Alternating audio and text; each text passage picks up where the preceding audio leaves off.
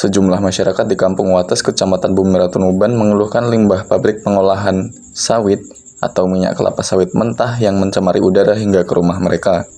Limbah yang berbentuk gas dan dibuang ke udara tersebut menyebarkan aroma tak sedap dan debu berwarna hitam, sehingga masyarakat pun khawatir dengan kesehatan mereka.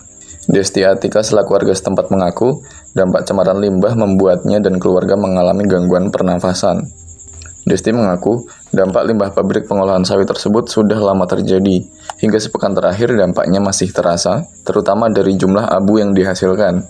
Dia mengaku setiap hari pasti disibukkan dengan menyapu abu limbah pabrik di rumahnya.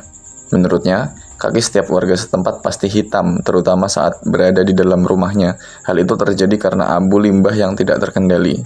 Kalau perubahan memang sudah ada, tapi kan kalau debu nggak kayak seperti kemarin-kemarin gitu loh Pak. Ini masih aja kalau masalah abunya gitu, masih banyak lah. Kalau nyapu mas sering Pak, setiap injek itu pasti hitam-hitam seperti ini. Minta solusinya aja lah biar cepat ditanganin gitu.